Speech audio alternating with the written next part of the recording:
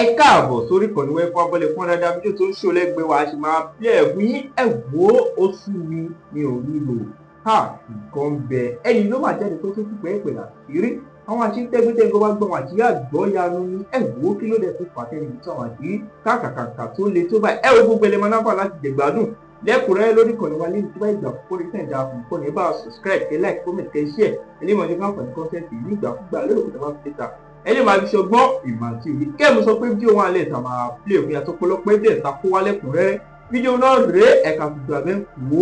What am I saying? Eventually, do you know that yesterday, the day before yesterday, one of us has a relative, a family member being threatened by hired assassin?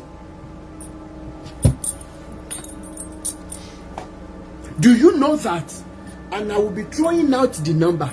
Torí gbogbo ẹ̀yin èèyàn rádaràda yìí ẹ máa rò wípé àwọn èèyàn ń bẹ̀rù yín torí wípé onírọ́ ló tiẹ̀ máa ń lẹ́lẹ́rìí òun wà lọ́rùn.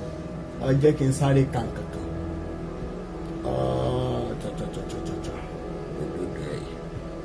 Mo bá bàbá mi sọ̀rọ̀ lánàá.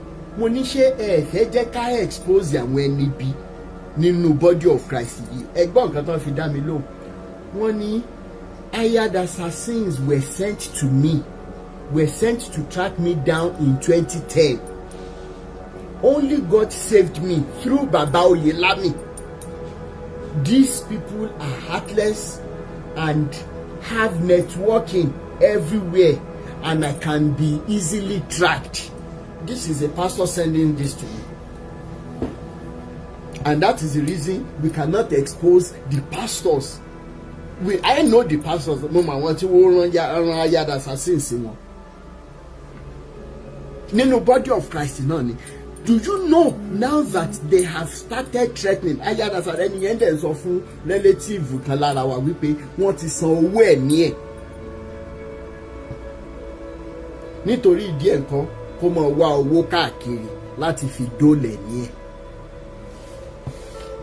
So I am asking again. What kind of Christianity are you good for nothing entities practicing in Nigeria? Especially when I see mothers in all these covens that you call churches. Some of you will come and say, Rotimi, orúkọ Jésù, ó lágbára, orúkọ Jésù, ilé ìṣọ́ agbára ni, olódodo sáwọbẹ̀ ó dẹ̀yẹ. How can the same name of Jesus be the same thing they preach, yet is the same body that somebody, a pastor is not afraid of? A pastor is afraid of speaking out concerning what co-pastors did with his own wife. Tí wọ́n dẹ̀ tún rán agbé nípa wọ́n nìkan lọ pa. How does it make sense?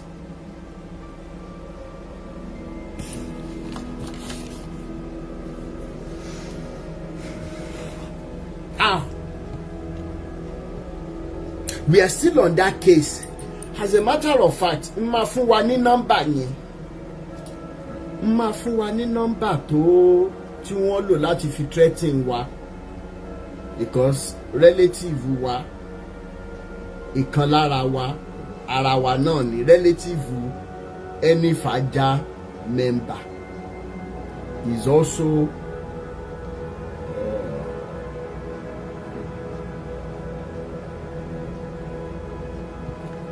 ẹjọ ẹ̀yin tẹ́ bá lè bá wa gbogbo ẹ̀yin agbófinró tẹ́ máa ń wò wá gbogbo iṣẹ́ tẹ́ bá lè bá wa ṣe lórí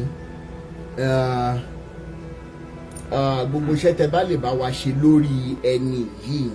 Ó send sample àwọn iṣẹ́ tí wọ́n ti ṣe bí wọ́n ṣe pààyàn, ó send picture ìbọn, ó send picture àwọn tí wọ́n pa kí lorúkọ ẹ̀ kíní gbé wá true caller kan gbé wá as assassin and everything. Ẹjọ ẹ bá mi mú pépà àti pen ẹ bá ń kọ nọ́mbà ìsílẹ̀ 091. Ẹ lè bá mi fi sí comment section on TikTok, on YouTube, on Instagram, on Facebook. Ẹ bá mi fi nọ́mbà yẹn sí comment section. Jẹ́ káwọn èèyàn rí nọ́mbà agbénipa tí wọ́n rán káàkiri tó ra máa follow ẹ̀ up to the letter. 091 5077 6772 091 5077 6772 kakonikumọ mi ní wá yín tì. Ẹni yìí wá send account details kan ní account yẹn ń jẹ́ opay account Sodiq Lekan Adeniji. The same pastors tó sọ wípé that shall not be unequally yoked with unbelievers pé tẹ́ ẹ bá fẹ́ fẹ́ra yín. It's the same pastor sọ pé tí wọ́n bá fẹ́ ṣiṣẹ́ agbénipa tí wọ́n bá mú Sodiq tàbí Muhammed wá sọ́dọ̀ wọn they become friends as long as táwọn ènìyàn bá lè bá wọn pààyàn. Ṣé ẹni pé lórí burúkú lẹ́yìn tẹ́ ẹ̀ ń ṣe body of Christ. Bẹ́ẹ̀ dẹ̀ náà ló ṣe wà ní Mùsùlùmí, bẹ́ẹ̀ ló ṣe wà ní Ìṣẹ̀ṣe. That is the number. Thank you so much, Sister Adiola Fajobi. Number agbénipa tí wọ́n rán sí relative kan lára wa nìyẹn. Wọ́n dẹ̀ mọ̀ pé nìyẹn ó wà active ẹni tí ìbẹ̀rù rárá ni because she stands for truth, love and humanity even to the last drop of her blood. And now they are threatening her relative. Gbogbo ẹ̀yin pastors tẹ́ wà nulẹ̀ tẹ́lẹ̀ fẹ́ Olúwa ọ̀rọ̀ ti kàn yín báyìí. At least ẹ là ń sanwó fáwọn èèyàn kan wá sọ̀rọ̀ ní àgbẹ̀. Ṣé àtúnsanwó fún agbénipa tó fi there are no videos there are no pictures I can show on live video. Very horrible video pé iṣẹ́ táwọn ti ṣe lélẹ̀ pé ẹni yìí ó kó mọ̀ múra àwọn bọ̀ wá pa. I cannot begin to show you. So the account is 9073 11236 opay account Sodiq Lekan Adeniji. I will call that again. opay account 9073 112326 Sodiq Lekan Adeniji. Ẹ jẹ́ mọ́ bá mi type allegedly. Now ibi tí ọ̀rọ̀ Olúwa lọ ti bẹ̀rẹ̀ ńgbà yẹn. Ẹ̀yin mélòó lẹ máa rántí wípé mo ti hear voice Pastor Ṣẹ́gun tó jẹ́ igbákejì Olúalọ. In all fairness orí mi ìmọ̀rọ̀ pa nígbà tí kéèsì ọ̀rọ̀ ìyàwó tá à establish lọ́wọ́ in getting facts. Ẹnìkan gbé kéèsì Pastor Ṣẹ́gun wá. Ó ní Pastor Ṣẹ́gun lè má fẹ́ bá mi sọ̀rọ̀. Mo ní wẹ̀ ó kù sí wọn lọ́wọ́. Ṣùgbọ́n ó máa wùn mí tó bá lè bá mi sọ̀rọ̀. Ẹni yìí jẹ́ ẹni tó jẹ́ girlfriend di Pastor Ṣẹ́gun. So ó mọ Ṣẹ́gun dáadáa. In tí Ṣẹ́gun ṣe tí Olúalọ fi lé ní ministry ẹ̀ despite the fact pé wọ́n jọ bóyá bí ọdún méjì mẹ́ta tó Olúalọ bẹ̀rẹ̀ ni Ṣẹ́gun join it from me nǹkan tó ń sọ fún mi. Ṣé ọwọ́ Olúalọ fún rẹ̀ mọ́? Tó rọ̀rọ̀ yẹn dàbí ọ̀rọ̀ bàbá tó ń mu sìgá tó wá ń lu ọmọ, bàbá tó ń fagbó tó wá ń lu ọmọ tó ń mu sìgá pé ẹ ṣé o fẹ́ parẹ́ ni it's irresponsible. How are you making sure that it is what you do you are asking these children to do and not what you say? No. Lady yìí sọ fún mi wípé tí wọ́n bá accuse Pastor Ṣẹ́gun pé Pastor Ṣẹ́gun kó bẹ̀rẹ̀, it is a lie torí wípé òun gangan lẹni tó ń déètì Pastor Ṣẹ́gun gbà yẹn. Mi ìrántí ìlú bí tó ti lọ kí Pastor Ṣẹ́gun tí wọ́n ní ìjà kan wá ṣẹlẹ̀, ìyàwó Pastor Ṣẹ́gun wá síbẹ̀ nígbà kan gbébòrùn fún wípé ọkọ ẹ̀ ń bá ó ní girlfriend. Òun lẹni náà ìjà yẹn dẹ̀ lé débi pé òun láǹdì sọ́sibí torí ó dà bóyá níyàwó Ṣẹ́gun gé oúnjẹ lọ́yàn tó fa wàhálà. No, I will never say that anybody tó bá wà nínú business church pé mi àti wọn àgbà tira wa. No. But I will never allow that to overcloud my sense of judgment when it comes to truth, love, and humanity. Eventually, inú mi nù pé Pastor Ṣẹ́gun agree láti bá mi sọ̀rọ̀. Mo wá sọ fún Pastor Ṣẹ́gun pé níwọ̀n gbà tẹ́ mọ̀ pé ẹ fara ṣiṣẹ́ fún Olúwa lọ. Níwọ̀n gbà tẹ́ mọ̀ wípé ẹ mú kan mọ́ kan.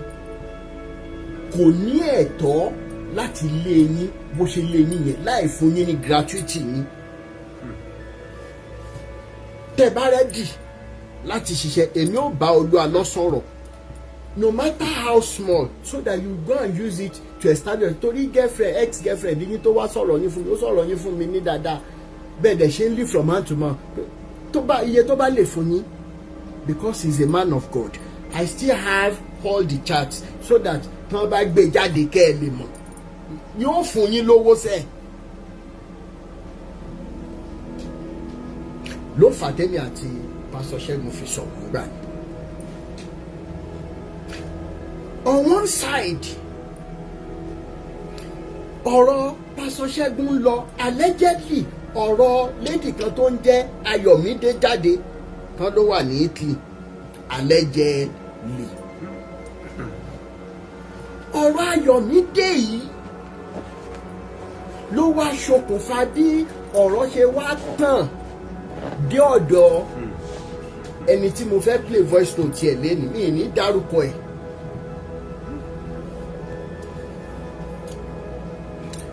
Ló fà á tí ẹni bẹ́ẹ̀ náà tún ṣe confide in me wípé as a matter of fact nígbà tí ẹ mọ̀ jẹ́ ẹnu oníkọ̀ láti ń gọ́ pọ̀ hàn ẹ jẹ́ n kọ́kọ́ play lè fún wa.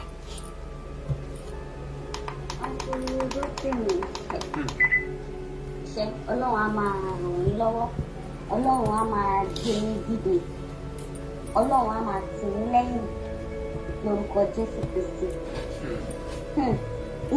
Ẹjọ́ ẹ má bínú, ó yẹ kí n lè dárúkọ mi lè bọ̀ fún mi lè dárúkọ mi nítorí onílùzùn. Bí ẹ sọ nípa Olúwa lánàá lóòótọ́ ọ̀rọ̀ tí màá yẹn sọ òótọ́ ni nítorí member church wọn ni church wọn gan ni mo ṣe lọ up to now up to the bí mo ṣe bá yín sọ̀rọ̀ ni. Máa yẹn ó ń jalè tó wọ́n dẹ̀ pọ̀tẹ̀ sí orí social media tó ìyẹn tẹ̀ kọ́ ni issue tó wà bẹ́ẹ̀ ni wípé ó ní àwọn ọmọ kan tó ń bá wọlé ìlú àlọ́ṣiṣẹ́ fún a good 9 years wọ́n pè kàn ní àlùkò wọ́n pè kàn ní ilé kan èyí ìrìnàjò àwọn ọmọ yẹn gbà tí. Please on ẹjọ́ honors for real ẹ máa bá wa mute tá a bá ti gbé yín sókè ẹjọ́ nítorí Ọlọ́run èní ó sensitive díẹ̀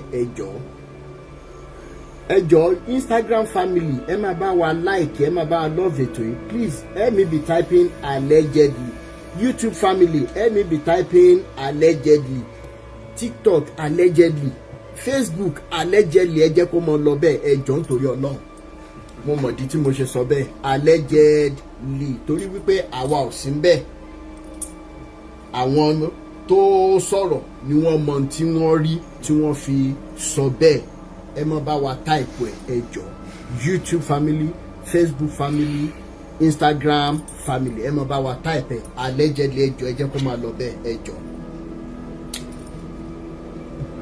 Tó a lọ máa dà wọ́n sílẹ̀ wọn ò rí pín báyìí mo lọ sílé fún àwọn fámìlì wọn.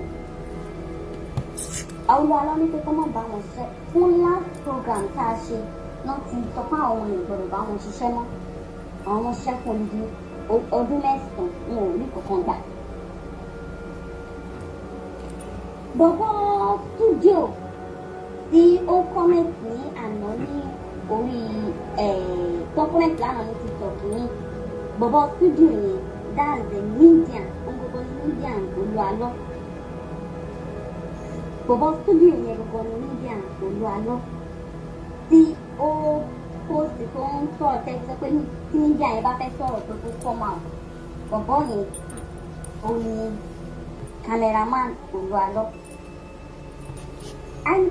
ó ní bọ̀bọ̀ kan náà Ayọ̀ náà pé Olúalọ́ sọ pé òun máa gba ọmọ yẹn tọ́ ọkùnrin mo lè forward nọ́mbà ayọ̀ yẹn sí ní torí ọmọ yẹn ń sìn ọ̀tọ̀ ní ẹni tó padà tọ́jú ọmọ yẹn olúwa lọ́wọ́ ọmọ yẹn lọ sí sùn ọmọ yẹn dẹ̀ ní orí òun ò gbéwè mọ òun fẹ́ kọ́ṣẹ́ after that ẹ ti sọ ní gbogbo public pé ẹ máa tọ́ ọmọ yìí lọ. ládùúrò prayers jésù ò lè tún orí ọmọ yẹn ṣe. rí kọ̀kọ́ ṣe fún láìpẹ́ ọmọ yẹn ń sìn bàbá lọmọ yẹn ń ṣe àwọn tó dẹ̀ fi sí iṣẹ́ bàbá àwọn tí mo mọ̀ délédélé nínú níbi láti fi dárúkọ àwọn èyí náà. ìkejì ṣé kẹta ni ṣàfẹsọṣá ìkẹta tó wà nínú ẹni pé ó tún ní bọ̀bọ̀ kan náà ṣèyí ni wọ́n máa ń pè ẹnjìníà olùalọ́yìn wọ́n fún ní mọ́tò in public wọ́n ṣe fún ní kọ́kọ́rọ́ mọ́tò bí mo ṣe ń bá yín sọ̀rọ̀ mọ́tò yẹn ó wà níbi tí ọmọkùnrin yẹn tó kàkẹ́sì tó yẹ pé mọ́tò yẹn kàn.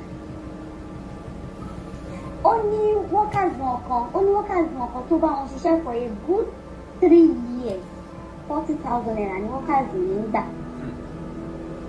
tí ó ti tó pé ọmọkùnrin yẹn náà bá wọn ṣiṣẹ́ mọ́. pásítọ̀ Ṣẹ́gun wọn ò rí 5 naira mú kúrò ní ọ́ndà wọn nítorí mistake kékeré tí wọ́n ṣe. àmúyẹ nǹkan míì tó jẹ́ pé máa yẹn ti ṣe but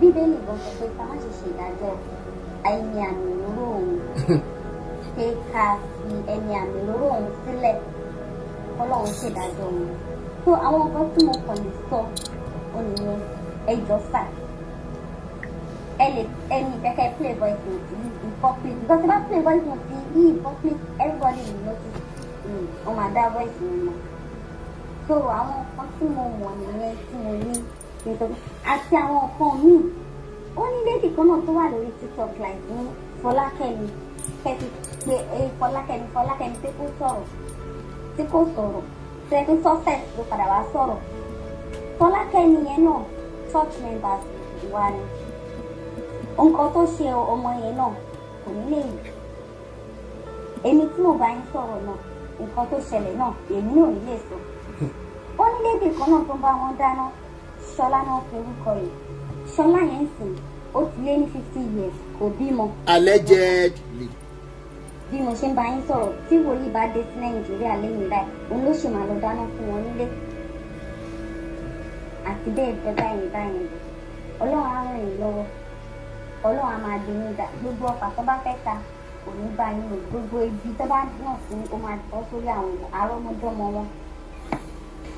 In fact níbi tó tún lè dé ó ní bí wọn kàn wọ́n pè ní Báyọ̀ yẹn ìyàwó ẹ̀ fún ní last day torí ìyàwó ẹ̀ fún ní last day ó máa lè pe Báyọ̀ yẹn pé báwo ni ìyàwó ẹ̀ pẹ̀lẹ́ ti ìyàwó ẹ̀ òun ò pe Báyọ̀ yẹn àwọn ọmọ ọjọ́ gan ò ní àǹfààní láti lè rí wọn pé nǹkan báyìí ló ṣe wọ́n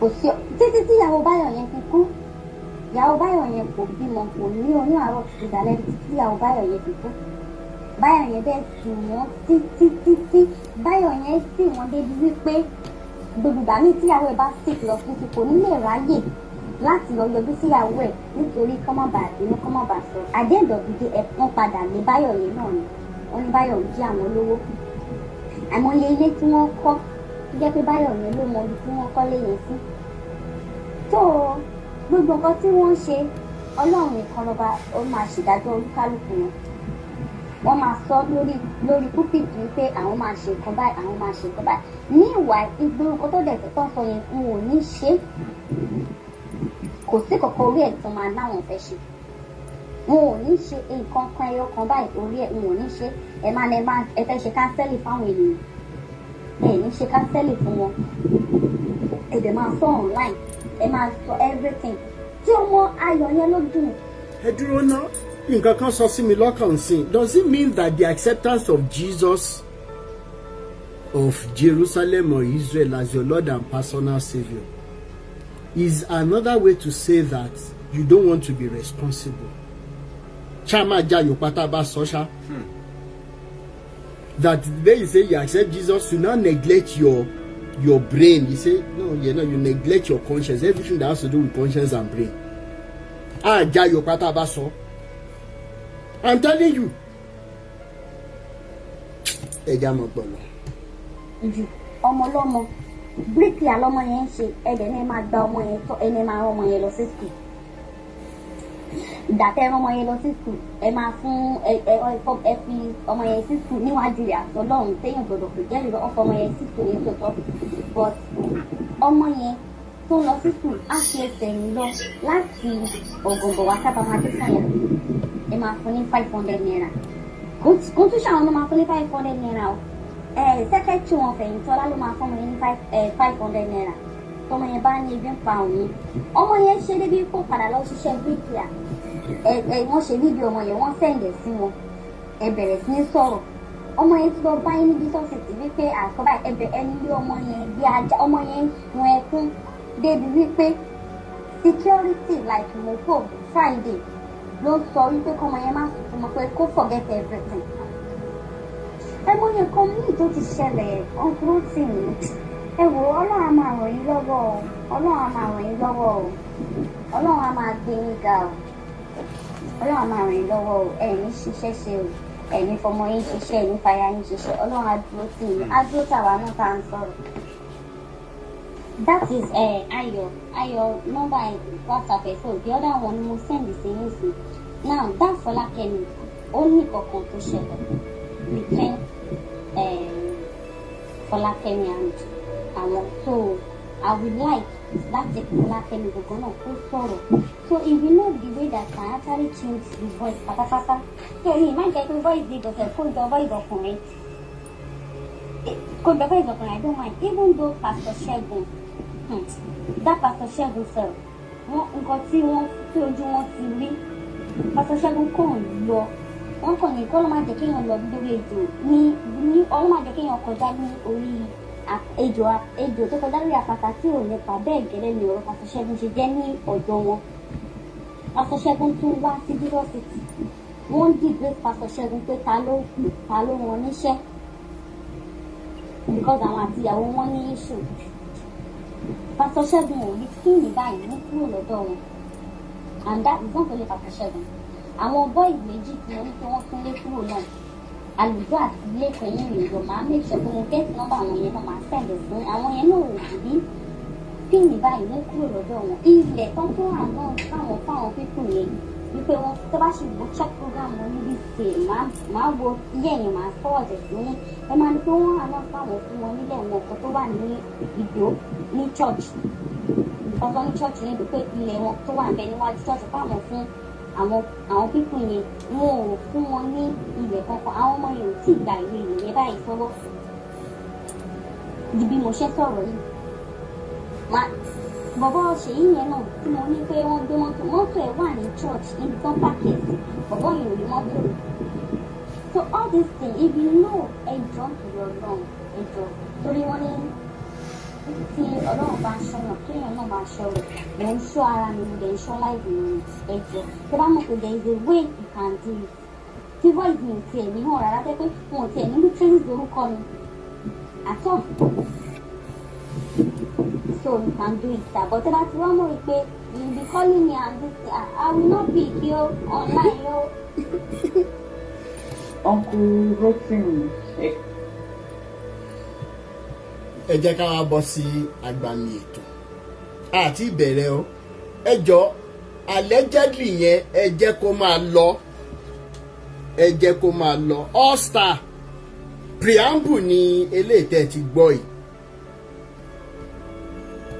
a wà nídìí ọ̀rọ̀ Pastor Ṣẹ́gun ọ̀rọ̀ Ayọ̀mídé yọjú when we thought we had heard everything. Arábìnrin kan wá bá mi. Good afternoon, sir. Trust you are pretty good, sir. I don't know how I am going to put this because I made a vow at Kemi and I made a vow at Ido and I made another vow at his house in Akure. That no one will ever know anything that happened. This is the reason why I am so scared. because of my vow.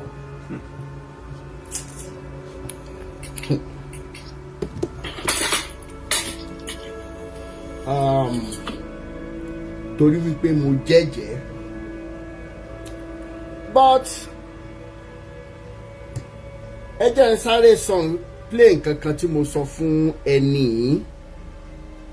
nígbà tá a wọ agbami ọ̀rọ̀. Ẹ jẹ́ n sáré play ẹ̀ kẹ́ ẹ lè mọ̀ wípé iṣẹ́ yìí kì í ṣiṣẹ́ kékeré. Ọ̀pọ̀ nínú àwọn alleged victims àwọn pastors ló jẹ́ wípé ẹ̀rù tó ń bà wọ́n ni wípé wọ́n lè fi nǹkan kan ṣe àwọn. Ẹ jẹ́ n play léèkẹ́ gbọ́. Orúkọ Jésù ẹ̀dá ni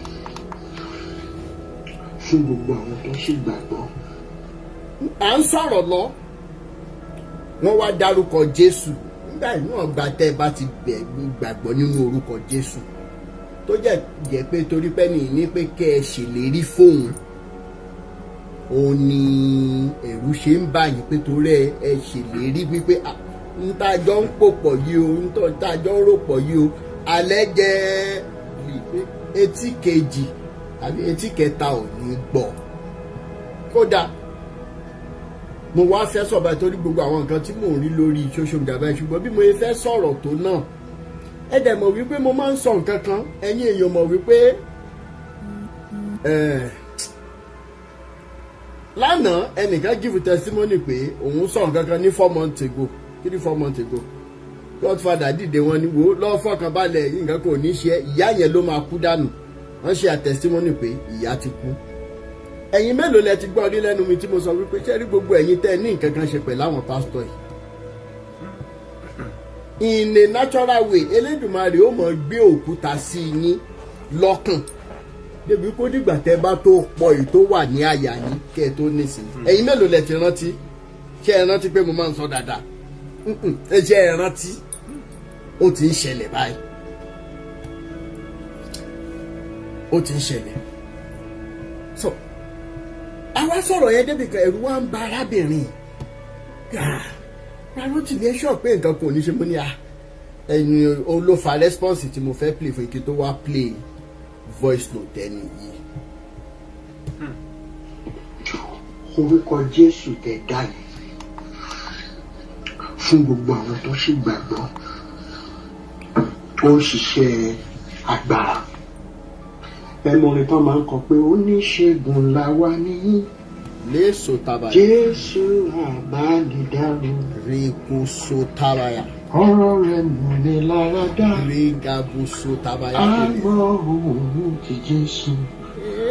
Ìró dídùn lórí ìṣẹ́ra. Orúkọ dídùn níyàwó. Orí tó dojú lọ ní Jésù, Jésù, Jésù. Ẹ má postpone mi. He has already given you the courage to speak out. And the deliverance is not going to be only for you, but it's going to be for other people, number one. Number two, ẹ jẹ́ kí n fi ti bàbá Ezekiah ṣe example. Lady ní pé bóun ṣe ń dágbé tóun ń dáfà tóun fẹ́ commit suicide tóun á tún rò pé àwọn ọmọ òun kò sí ẹni tó ràn lọ́wọ́ reset náà bá promise òun báyìí wọ́n láyé. Never wa power tap ẹ mọ tàlẹ deadly ẹ dẹ̀ mọ bá wa share ẹ jọ. Kò believe ìgbà tó ń share testimony látòrí page mi. Sẹ́dẹ̀ mi ò bá gbowó mi ṣe àwọn tó máa ṣe foundation tó máa fi foundation gbowó ẹni yẹn ni mo send the account directly sáwọn tó fẹ́ help. She was weeping. Currently ìsìn first born náà la fẹ́ try láti wò bóyá ó lè lọ kọ́ṣẹ́ because that's the best for her. Now, so the deliverance first and foremost starts by finding your voice and knowing your worth in God. These people are not special. They are just occultic members. Your deliverance in being able to speak up, ma. Otoro legbole nuni ma. Eba beru. Now, ìpìlẹ̀ tí Jésù fi lélẹ̀ léyìí ni bàbá aládùúrà ń tọ́ kẹ̀dá má ṣe rò pé ó yẹ kúrò níbẹ̀ àwa gan la ń ṣiṣẹ́ Olúwa. Now mo wá kí wọn láyà gẹ́gẹ́ bí ìránṣẹ́ Ọlọ́run alààyè. I don't know how I'm going to put this because I vowed at Kemi, I vowed at Ido, and I made another vow at his house at Akure that no one will ever know anything that happened. Reason that I am so scared now because of my vow. When I now had all this happening on social media, that he allegedly bought house and ring worth 1.5 million to propose to Ayo in Italy, and some of the choir members told me also that he allegedly slept with them. After sleeping with them, he will push them away. I was scared. Some said àwọn ò gbà, but all his messages he do delete immediately after he sent them messages.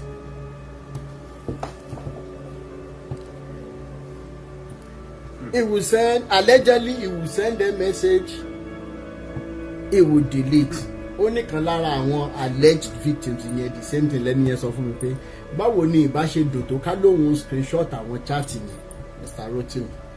Ṣùgbọ́n ó bá ti send message báyìí ó máa delete alleged. Ẹ má bá mi share ètò ìtẹ́ ìbá fẹ́ jẹ́ dànù dúró. Ẹ gbọ́ wìnrìnwìnrìn. Mo wá ní please, who am I chatting with? Ẹni yóò fèsò. No one knows his wife truly. He sent Pastor Shegun away, forgetting that his own atrocity is even worse. So, Motoni, please, who am I chatting with? This is the lady that spoke with you on TikTok. I just got home. Then the next photo tí mo receive ni photo arábìnrin kan. Afri Globe Business Enterprise. Photo tí wọ́n send sí mi. Ore. Photo yẹn rí. Photo yẹn rí. Mi mọ̀